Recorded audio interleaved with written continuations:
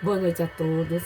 É com muita alegria que estamos aqui hoje para conversarmos sobre um tema muito empolgante. Convite que nos foi feito pela nossa irmã Iramar. O tema de hoje será sobre a fé.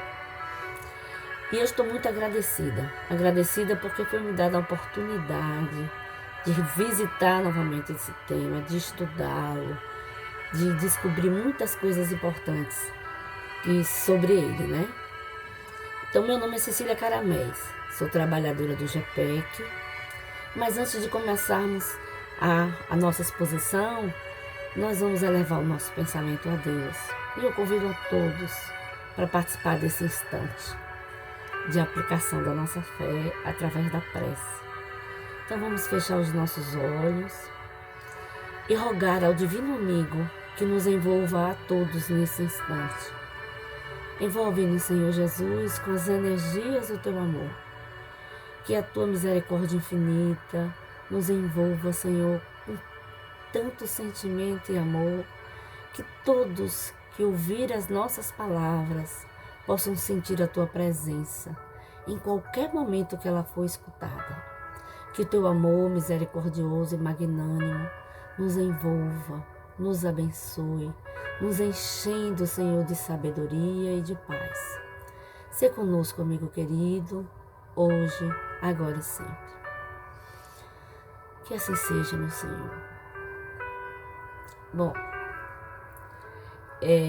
o tema que nos foi proposto é do livro Pão Nosso, de Chico Xavier, escrito pelo Espírito Emmanuel. Esse livro faz parte de uma coleção chamada Fonte Viva, e a mensagem escolhida para o nosso estudo é a nona mensagem, Homens de Fé. E aí, a gente vai começar a falar sobre o título, a partir do título, né?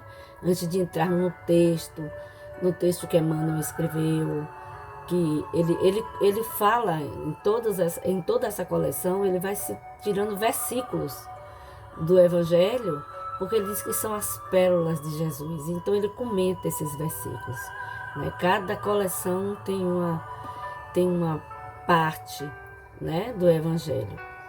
Então nós vamos começar através de duas passagens do Evangelho que fala de fé, né? Muitas falam, mas eu escolhi essas duas, que foi tirada do Novo Testamento, uma tradução de Haroldo Dutra.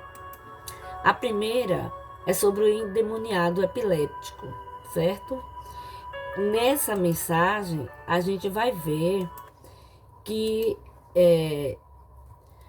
depois de se dirigirem à turba, né, aproximou-se dele um homem, ajoelhou-se e disse: Senhor, tem misericórdia do meu filho, porque é lunático, padece horrivelmente. Muitas vezes cai no fogo e muitas vezes na água. Levei aos seus discípulos, mas não foram capazes de curá-lo. Em resposta, Jesus disse: Ó geração incrédula e pervertida, até quando estarei convosco? Até quando vos suportarei? Trazei-me aqui ele. Jesus o repreendeu e o daimon saiu dele. E o menino ficou curado a partir daquela hora. Então os discípulos aproximaram-se de Jesus em particular e disseram: Por que não fomos capazes de expulsá-lo? Disse-lhe Jesus: Por causa da vossa pouca fé. Amém vos digo, se tiverdes fé, como um grão de mostarda, direi a este monte: muda-te daqui para lá, e ele mudará, e nada vos será impossível. Mateus, capítulo 17, versículos 14 a 20. Como já disse, o Testamento, né? Novo Testamento de Haroldo Dutra. A outra passagem que nós escolhemos foi a da mulher que sangrava. A mulher que estava com fluxo de sangue há 12 anos, que muito havia padecido, sob os cuidados de muitos médicos, gastando tudo quanto tinha, nada lhe aproveitando, mas tornando-se ainda pior. Depois de ouvir a respeito de Jesus, enquanto vinha na multidão, ela por trás tocou a sua veste. Pois dizia: se tocar apenas na sua veste, sereis salva. Imediatamente secou-se a fonte do seu sangue, e soube-se em seu corpo que estava curada do flagelo. Jesus imediatamente, reconhecendo que havia saído poder de si mesmo, e voltando-se em meio à turba, dizia: quem tocou na minha veste? Diziam-lhe os discípulos: vês que a turba está comprimindo e dizes: quem me tocou? E ele olhava ao redor para ver quem fizera isso.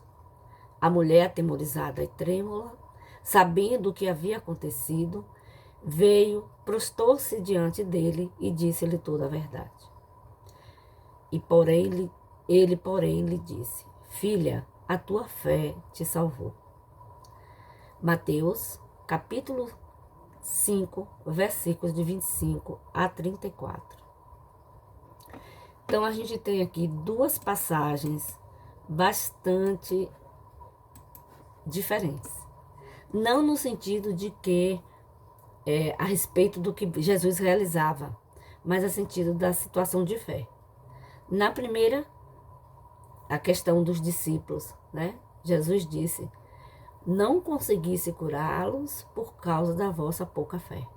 Ou seja, eles não estavam em condições daquela cura porque não estavam sintonizados com Jesus, né? Com a fé necessária para que aquilo se realizasse. Já na segunda situação, a fé da mulher, ela acreditou que ao tocar a túnica dele estava tudo resolvido, estava tudo realizado. Aí ele diz: a tua fé te salvou. Porque Jesus, ele tinha uma emanação de amor, de energia, dele emanava tudo aquilo. Então, se chegasse uma pessoa à distância dele, mas que tivesse fé, que acreditasse nas suas realizações, eles conseguiam o seu intento. Como aconteceu com o oficial, que o filho doente ficou em casa e ele foi pedir a Jesus para ir até lá curá-lo. E Jesus disse: pode voltar que ele está curado. E assim foi feito. Antes dele adentrar a casa, ele já recebeu a notícia da cura do filho. Né? Em muitas situações acontecia isso. Porque ele tinha essa emanação de amor e bastava a fé para que isso acontecesse. Não é? Então, aí, para nós desenvolvermos o nosso tema, para chegarmos até o texto de Emmanuel falando sobre homens de fé, nós vamos desenvolver o nosso tema tentando entender o que é fé para nós, né? O que é fé para nós? Aí vamos procurar um pouco sobre a origem da palavra, sobre os pressupostos, se a fé pode ser desenvolvida, como ela pode ser desenvolvida, né? E vamos depois ver algumas características dos homens de fé, certo?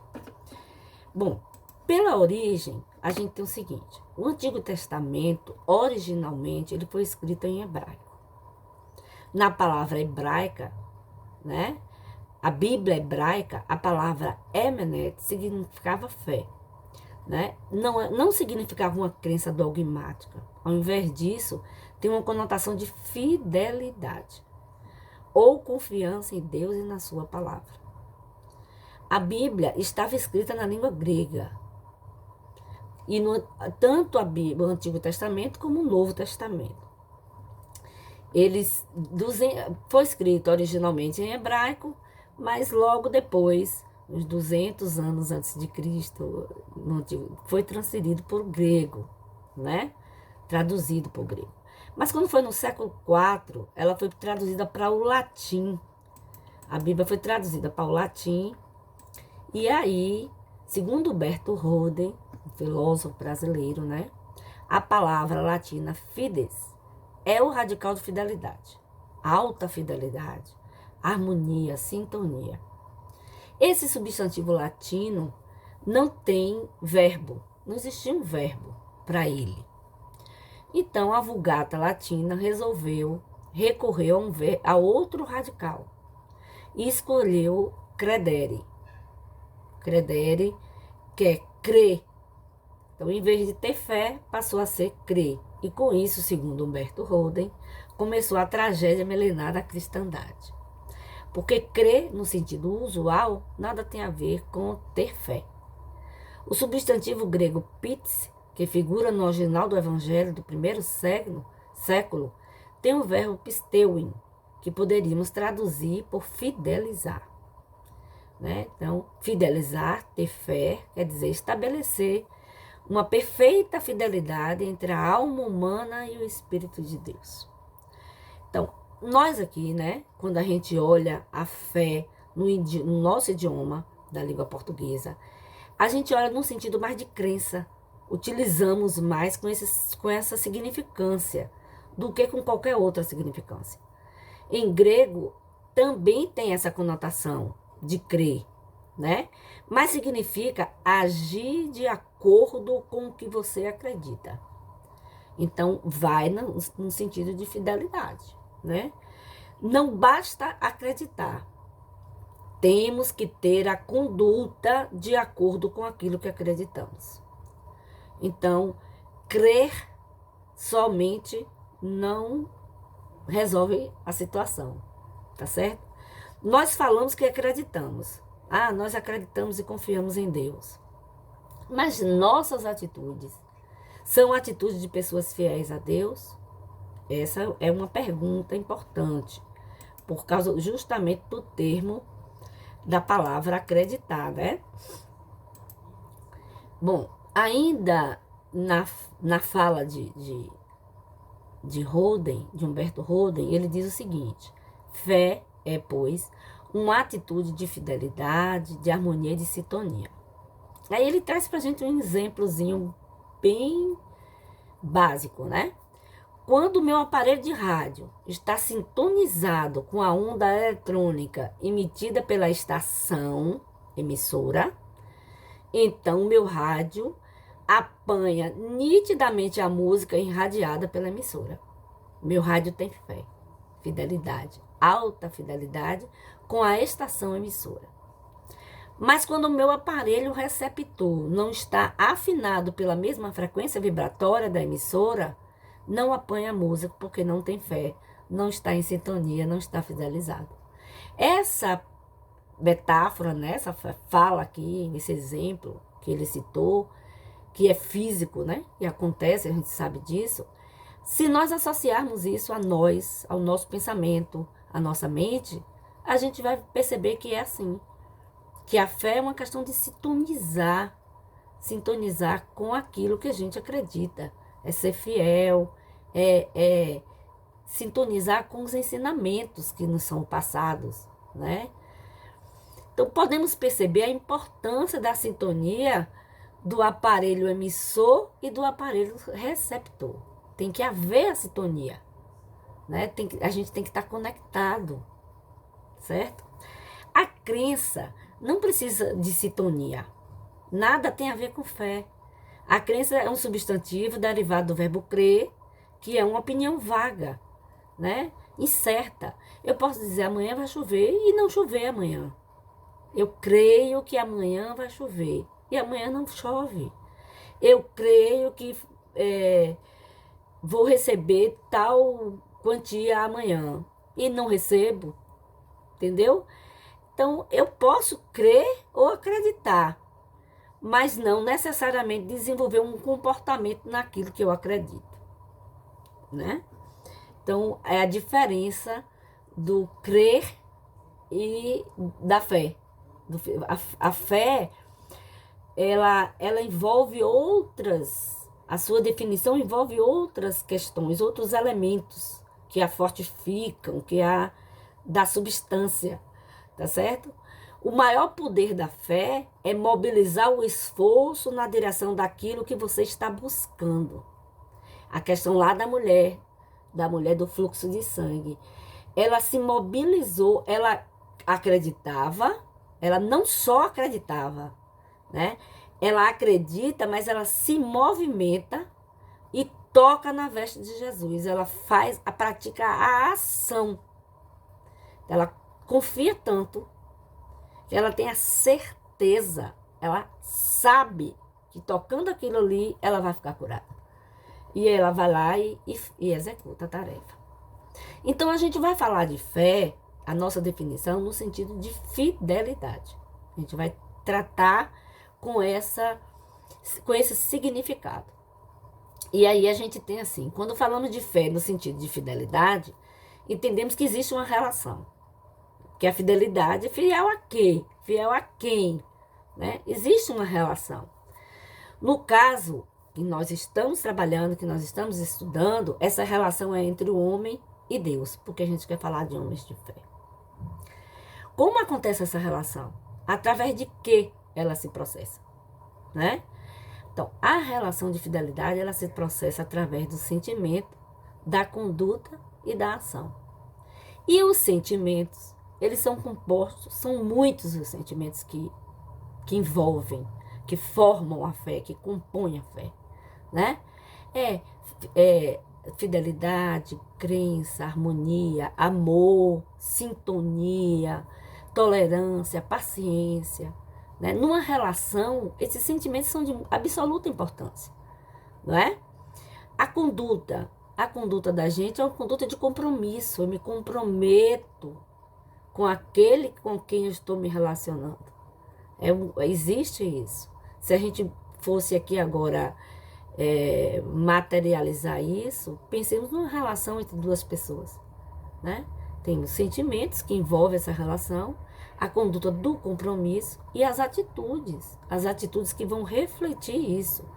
Então, como a gente está falando da relação homem e Deus, as atitudes seriam as leis de Deus, a gente cumprir essas leis, seguir essas leis, esses ensinamentos.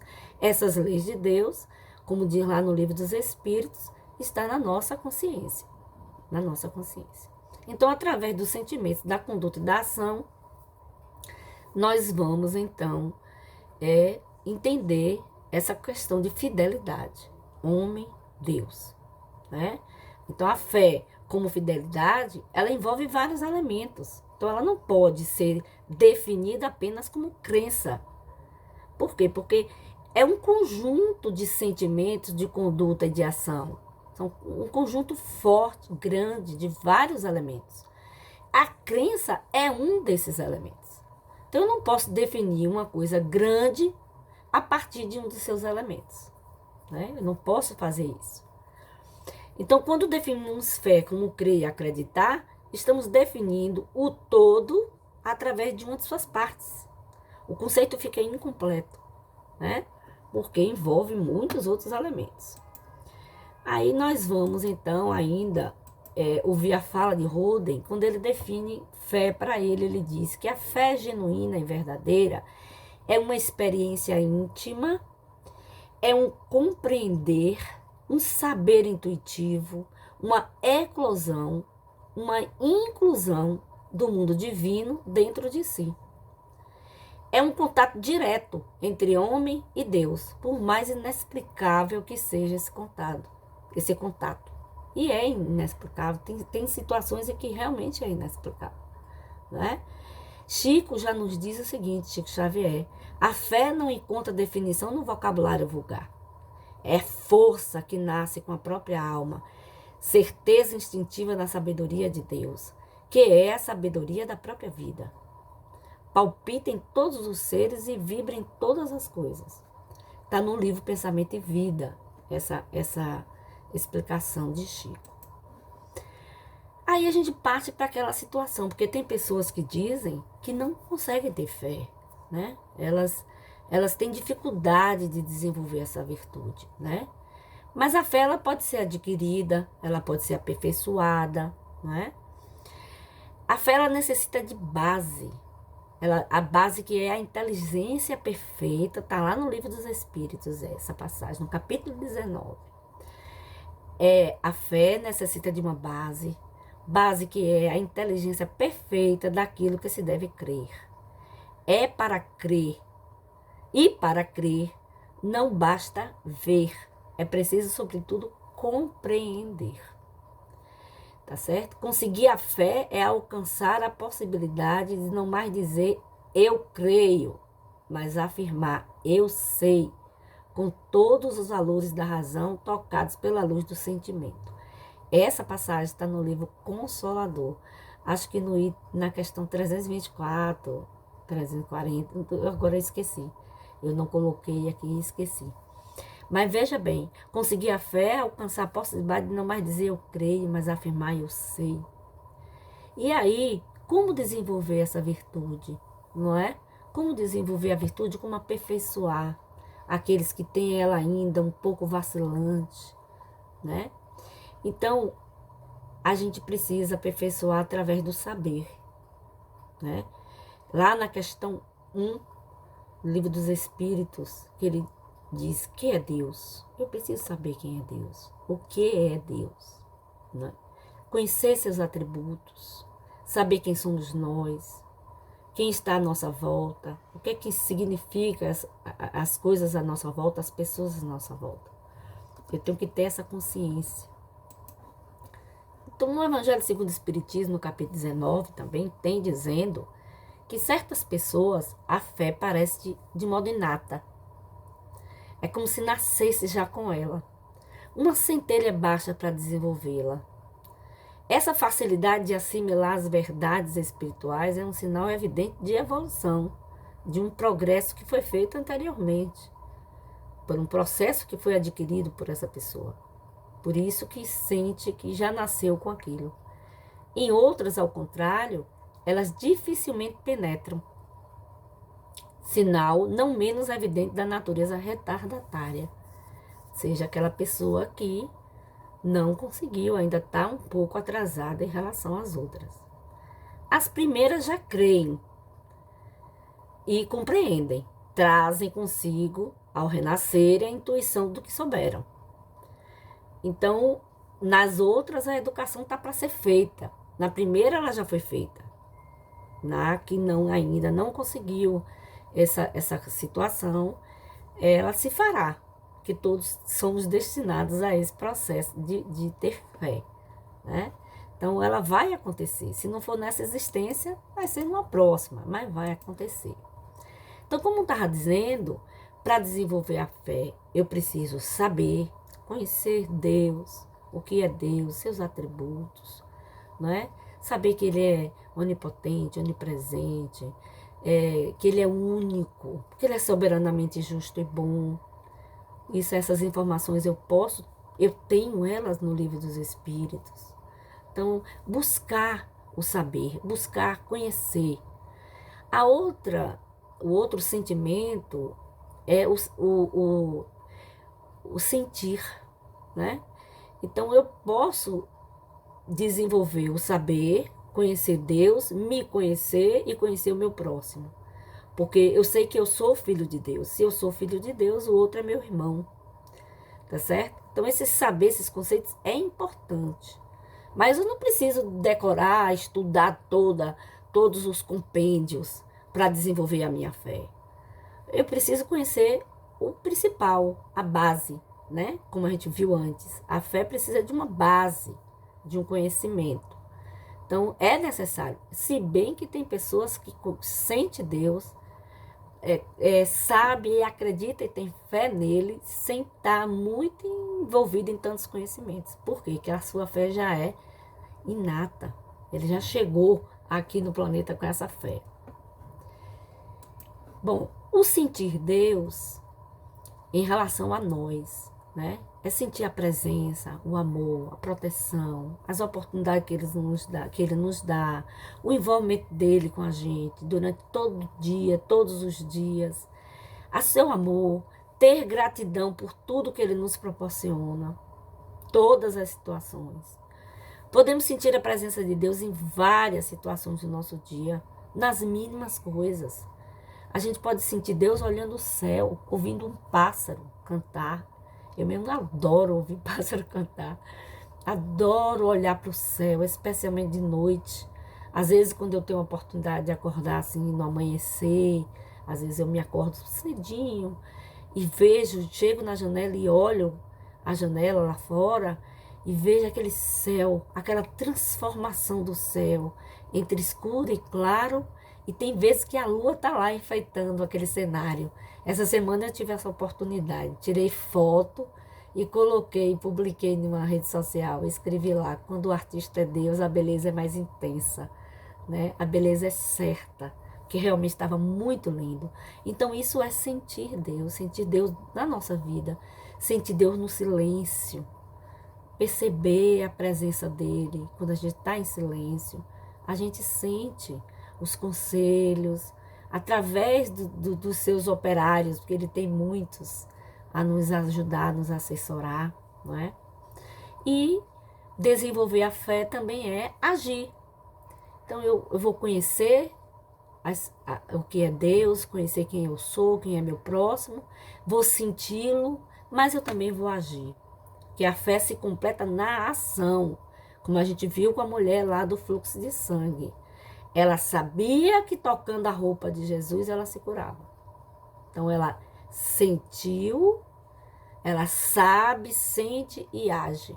Ela sentia a emanação que vinha dele. Ela estava sabendo que aquele era Jesus, porque quando ela toca no manto, as pessoas que são fiéis a Deus tinham um babadozinho na roupa, todos os judeus que eram assim, né? Ela vai lá e toca. Então ela sabia, sentiu a emanação dele e agiu para conseguir aquilo que ela pretendia.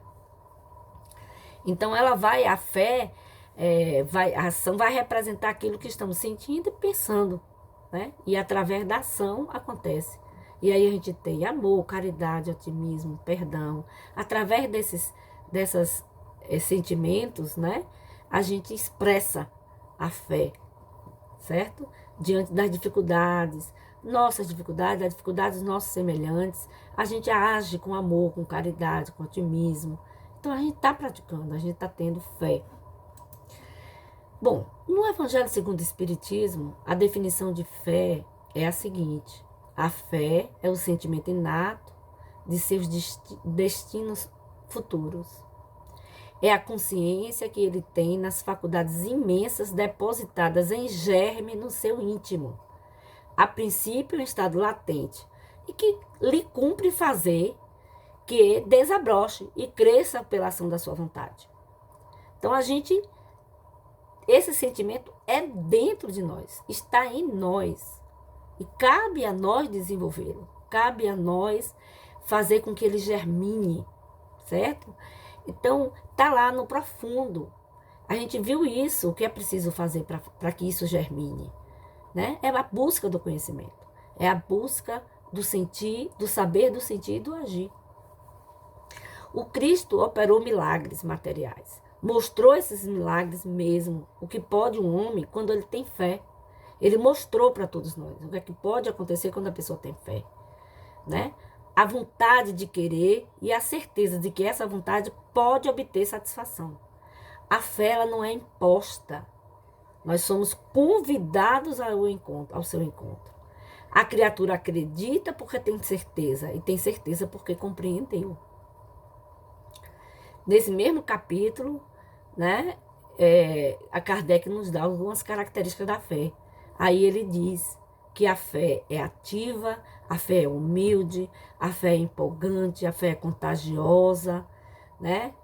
E de acordo com essas características, a gente pode dizer que a fé é viva, que ela tá ali forte. Olha aí, quando é que a fé é humilde? É quando eu confio em Deus, eu tenho uma certeza de Deus. Eu confio mais em Deus do que em mim. Confio mais nele do que em mim. Isso é humildade. É a questão de você ter uma fé humilde. Saber que você não é mais do que Deus. Isso aí é prepotência, né? Prepotência não, é presunção. Desculpa a troca de termo, é presunção. Aí Joana, para aumentar ainda essa força, né, de que a fé está lá dentro e precisa germinar, Joana, no livro Momentos de Saúde, nos traz essa mensagem, nos dizendo que em tua origem é luz avançando para a grande luz. Só há sombras porque ainda não te dispusestes a movimentar os poderosos geradores de energias adormecidos no teu interior. Faze claridade, iniciando com a chispa da boa vontade e deixando-a crescer até alcançar toda a potência de que dispõe. Olha aí. Então a gente está aqui, né, com essa disposição, com essa vontade. Ela existe, só precisa que nós tenhamos vontade de despertar, de fazê-la crescer, de fazê-la germinar. É preciso que a gente disponha disso para que nós possamos conseguir desenvolver a fé dentro da gente ou aperfeiçoar aquela que nós já temos.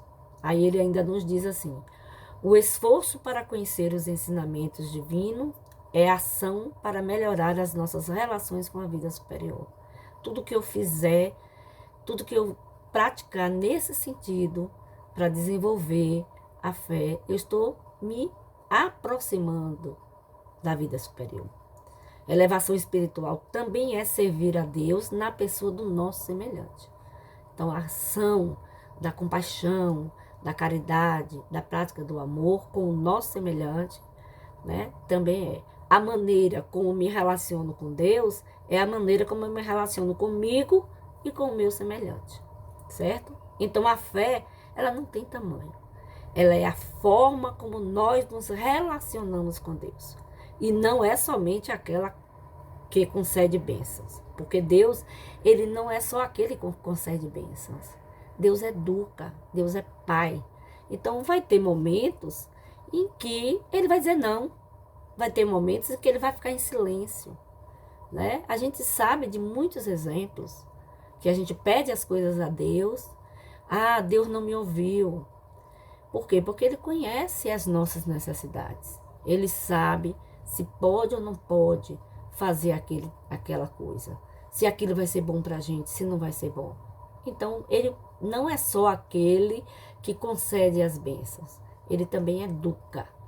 Então, nós precisamos conhecer, saber e sentir para que nossa fé se fortaleça.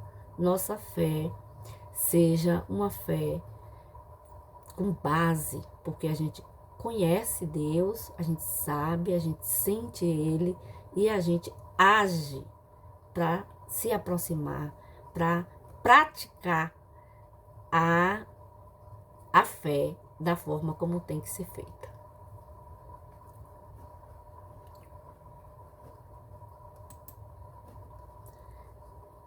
Então, nós agora vamos ler o texto de Emmanuel. Vamos ler esse texto que foi passado para que a gente estudasse ele hoje, né? Nós temos o seguinte no texto. Ele nos fala o seguinte: todo aquele, pois, que escuta estas minhas palavras e as pratica, assemelha-lo-ei ao homem prudente que edificou a sua casa sobre a rocha. Jesus, que fala isso, está no Mateus, no capítulo 7, versículos 24. Os grandes pregadores do Evangelho sempre foram interpretados à conta de expressões máximas do cristianismo, na galeria dos tipos veneráveis de fé. Entretanto, isso somente aconteceu quando os instrumentos da verdade efetivamente não olvidaram a vigilância indispensável ao justo testemunho. É interessante verificar que o mestre destaca entre todos os discípulos aquele que lhe ouve os ensinamentos e os pratica. Saber, sentir e agir. Tá vendo aí? Então, ouve os ensinamentos de Jesus, mas pratica. Ouve, conhece, entende e pratica. Daí ele conclui que os homens de fé não são aqueles apenas palavrosos e entusiastas, mas os que são portadores igualmente da atenção e da boa vontade, perante as lições de Jesus, examinando-lhes o conteúdo espiritual para o trabalho de aplicação no esforço diário.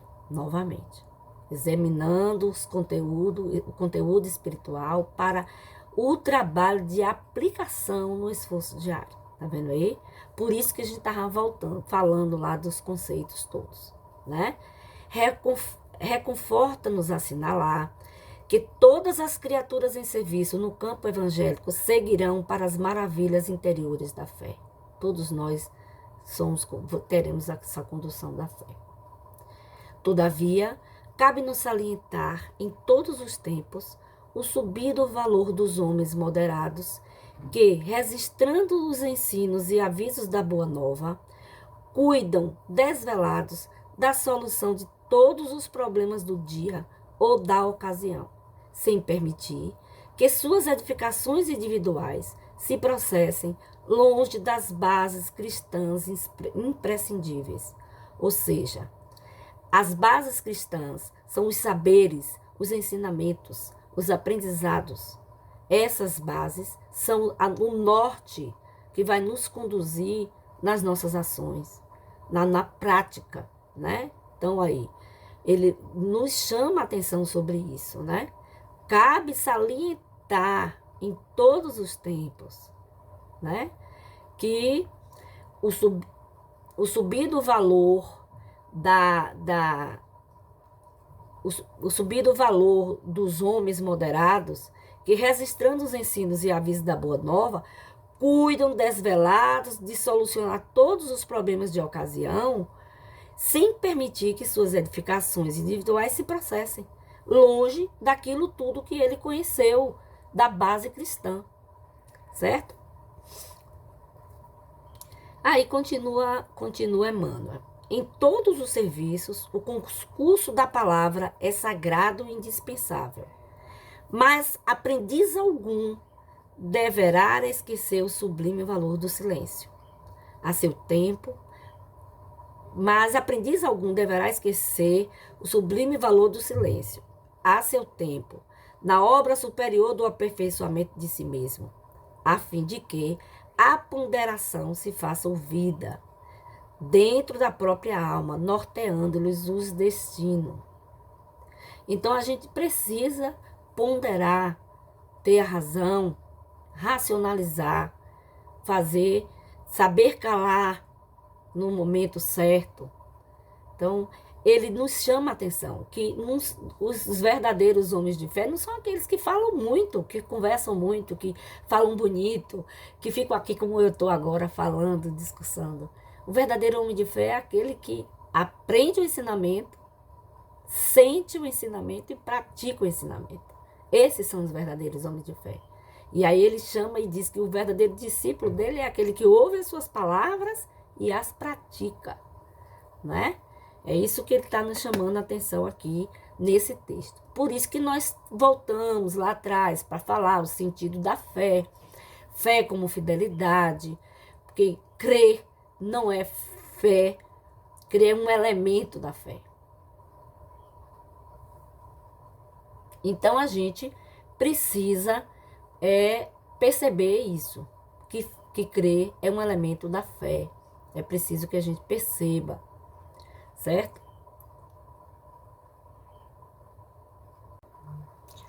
Então, a gente vê nesse texto de Emmanuel, né, que quando Jesus diz que todo aquele, pois, que escuta estas minhas palavras e as pratica, assemelha-lo-ei ao homem prudente que edificou a sua casa sobre a rocha, ele está dizendo aí, essa casa sobre a rocha é a nossa fé que está lá dentro. Então, eu edifico a minha fé, eu fortaleço, ela fica como uma rocha. Sendo assim, eu vou escutar as palavras, mas eu também vou colocá-las em prática. Eu vou agir segundo aquilo que eu aprendi. Eu vou utilizar isso, né, segundo esse aprendizado. Aí agora a gente vai ver as características do homem de fé, né, no caso da humanidade. Essas características, elas estão no Evangelho. A gente tira, separa aqui, isola, mas elas estão lá no Evangelho segundo o Espiritismo. Porque ele diz assim, a pessoa de fé é uma pessoa paciente. Por que ela é paciente? Porque ela apresenta calma na hora da luta. A maioria de nós não somos assim, né? Dizemos, eu acredito em Deus, eu confio em Deus, mas tem momentos em que a gente não é paciente. E aí, quando a gente não é paciente, que a gente tem dúvida, A dúvida gera agressividade, irritação, certo? A pessoa de fé é humilde. Ela reconhece o limite das próprias forças, das suas imperfeições, certo? E ela por exemplo, uma pessoa que tem um determinado vício, ela cuida, se trata daquele vício, fica curada dele. E ela sabe que ela não pode ir a determinados lugares, porque se ela for, ela poderá, porque ela ainda está se recuperando daquela doença, não é? E aí, quando a pessoa chama, ela diz assim, não, hoje eu não vou, ou seja, ainda não estou com minha convicção, com minha força completa. Eu já estou curada, mas eu ainda preciso me sustentar. Por exemplo, eu fiz uma cirurgia há 3 anos atrás, já vai fazer 4, acho que já fez 4. E eu precisei tirar o baço. Passei uma dificuldade muito grande durante a cirurgia e naquele momento também foi um momento em que eu usei de muita fé, porque eu disse assim, Senhor, está entregue em tuas mãos. Porque depois eu tive que fazer uma cirurgia em cima da outra. E aí eu entreguei tudo nas mãos do Senhor. E nesse momento, a fé me ajudou. Mas eu não posso comer gordura, eu não posso comer fritura, doce. E eu vejo assim, eu participo de situações em que as pessoas estão ali se fartando dos seus doces, de tudo. Ah, um pedacinho, às vezes meu neto chega, vovó, um chocolate. Eu posso comer o chocolate, mas eu não devo. Eu posso, mas eu não devo. Então, por quê? Porque eu sei que aquilo não vai me fazer bem. É aquela coisa de você conhecer os seus limites, né? Eu conheço meus limites, eu sei que eu não posso avançar disso, entendeu? Então, isso é humildade. A fé, a pessoa que tem fé, ela é humilde. Ela sabe, ó, se eu comer isso aqui, se eu for naquele lugar ali, eu vou mexer com a minha estrutura. Então, a pessoa que tem fé, ela está num relacionamento com Deus, né? Tão junto, como diz hoje em dia, né? Ela ama, ela confia, ela fideliza aos propósitos divinos, certo? Bom, confia mais em Deus do que em si mesma. Ela não tem presunção, ela confia mais em Deus do que nela mesma, certo? Eu conheci uma amiga que ela dizia assim, eu já falei com Deus, já disse logo a ele. É isso assim, assim, assim. Aí eu disse assim, e é assim que fala com Deus? Ah, é, minha filha. Eu achava engraçada a relação dela, mas era aquela relação que ela tinha com Deus. E ela falava com a certeza de que as coisas iriam acontecer, porque ela dizia, já conversei com ele. E era bem interessante. Sabe que ninguém está sozinho. A pessoa de fé, ela sabe que ninguém está sozinho. Ainda hoje eu disse à minha neta, ela fez, não sei quem me deixou sozinha dormindo, porque ela dorme junto com o irmão. Aí eu disse, você estava sozinha não, filha? Ninguém está sozinho.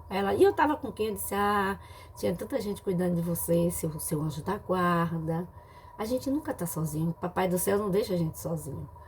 Então, a gente sabe, o auxílio chega a nós na hora que a gente precisa, segundo a nossa necessidade e o nosso merecimento. A pessoa de fé, ela deseja o progresso dela, deseja a cura, o bem-estar, ela deseja o bem-estar das outras pessoas, deseja a cura das outras pessoas, não é? Ela está sempre ali, pensando e desejando o progresso de todo e de todos. Sabe que tudo é possível àquele que crê, mas aliada à sua fé, a razão e o discernimento. Ela sabe que tudo é possível àquele que crê, mas ali ela vai usar da razão e do discernimento. A pessoa de fé, ela compreende o não de Deus. A gente já tinha conversado isso antes. Sabe quando Deus diz não. Ela compreende, entende e aceita. E o silêncio dele. Mesmo assim, ela continua servindo, amando, louvando, através do auxílio ao próximo. Ela se enche de fé, de coragem e de alegria. A pessoa de fé tem esperança em vidas melhores, em dias melhores, que tudo passa, enxerga a vida de uma maneira nobre, dando valor a todas as coisas. Ela dá valor a todas as coisas. Então, a pessoa de fé, ela não deseja mal a ninguém, ela não tem preconceito, ela não julga, ela não condena, certo? Aí, para que a gente possa chegar lá nos homens de fé, eu trouxe aqui, hoje os homens de fé somos nós. Nós somos os homens de fé, homens e mulheres de fé. Mas antes, o Antigo Testamento está cheio de pessoas de fé. Abel, José, Moisés, Elias. Elias, ele tinha tanta fé em Deus que teve aquele desafio lá do rei Baal e ele disse, a torre dele cheia de água, e ele fez a torre pegar fogo. Não vamos entrar na discussão do que aconteceu, né, e as consequências desses atos, mas era fé. Ele era fiel a Deus, ele confiava no que estava acontecendo, né? Depois, mais na frente, no Novo Testamento, a gente encontra uma das pessoas que eu admiro muito, que eu amo de coração, Maria de Nazaré, quando ela diz a Jesus, né? Quando ela diz ao anjo, ela está sendo fiel a Deus, né? Eis aqui a serva do Senhor, faça-se em mim segundo a vossa vontade. Né? Então, Maria foi muito fiel a Deus. Depois nós temos João Evangelista, João Batista, Maria de Magdala, que teve momentos belíssimos de fé, Estevão, que só lendo, quem lê o livro Paulo e Estevão, a gente vê momentos de fé ali incríveis, né? Paulo, certo? Francisco de Assis, o nosso querido Chico Xavier, o nosso querido Divaldo, Irmã Dulce, que realizou aquela obra toda com as condições que ela tinha, que eu até coloquei um textozinho no final para a gente ver. E aí também temos os discípulos, né? Os discípulos de Jesus que cambalearam, mas fortificaram a sua fé. A gente, Paulo de Tarso na porta de Damasco, quando ele disse, Senhor, o que queres que eu faça? E aí Jesus responde, levanta-te, entra na cidade e lá será dito o que fazer. E Paulo não questionou como faria tudo aquilo. Ele podia ter dito, mas Senhor, eu estou cego, eu estou sozinho, como é que eu vou? Mas ele não questionou. Ele simplesmente se entregou a Jesus e se dirigiu a Damasco. Seguiu o caminho dele.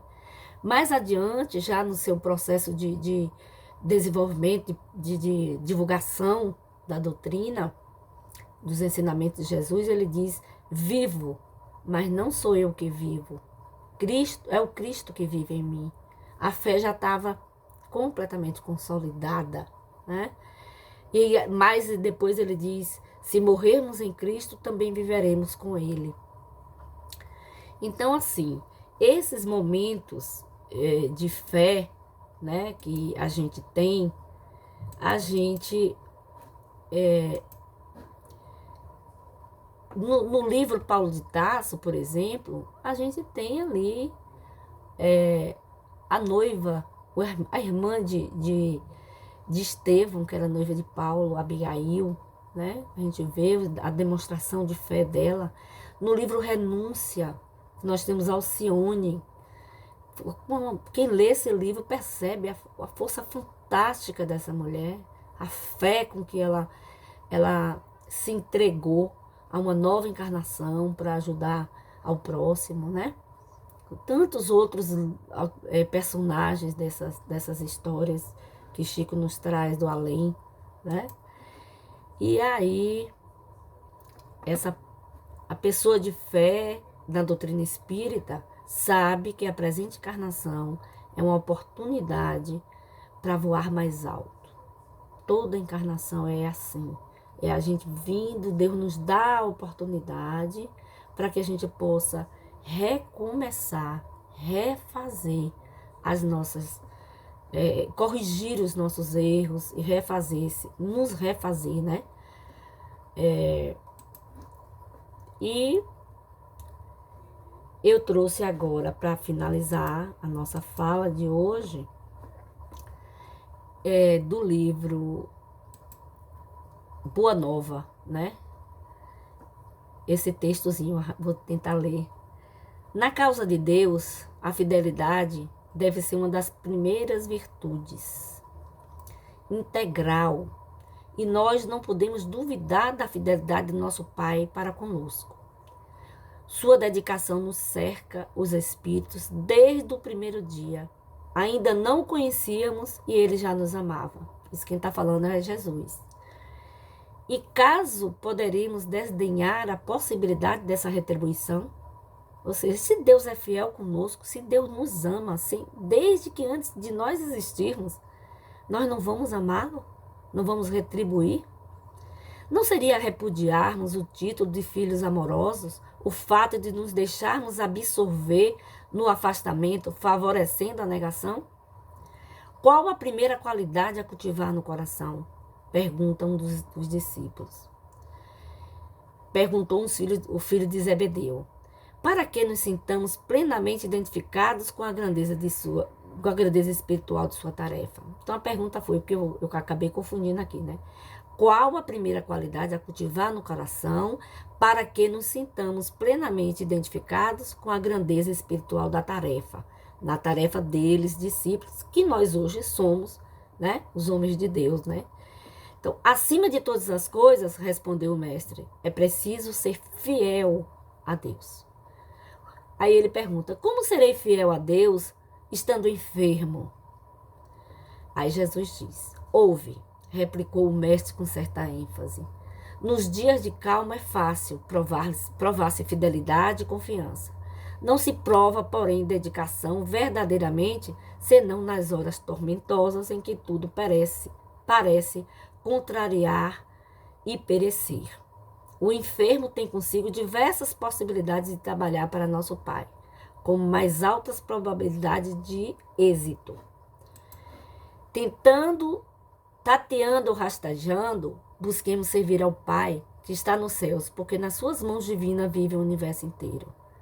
André, se algum dia teus olhos se fecharem para a luz da terra, serve a Deus com a tua palavra e com teus ouvidos. Se ficares mudo, toma a si mesmo a charrua, valendo das tuas mãos. Ainda que ficasses privados dos olhos e da palavra, das mãos e dos pés, podereis servir a Deus com a paciência e a coragem, porque a virtude é o verbo dessa fidelidade que nos conduzirá ao amor dos amores. O grupo dos apóstolos calara-se impressionado ante aquelas recomendações. O luar expendia sobre as águas silenciosas, mas leve ruído não traía o silêncio augusto da hora. André chorava de emoção, enquanto os outros observavam a figura do Cristo iluminado pelos clarões da lua. E assim a gente encerra a nossa atividade, agradecendo a oportunidade, mais uma vez, do estudo e do aprendizado. E rogando ao Divino Amigo que nos abençoe, que nos ilumine e nos proporcione uma noite de muita paz. Seja conosco, Jesus querido, e que o Senhor Jesus guie os nossos passos, igual um farol iluminando o mar para os barcos perdidos. Obrigada, meu Senhor. Seja conosco hoje, agora e sempre. Que assim seja.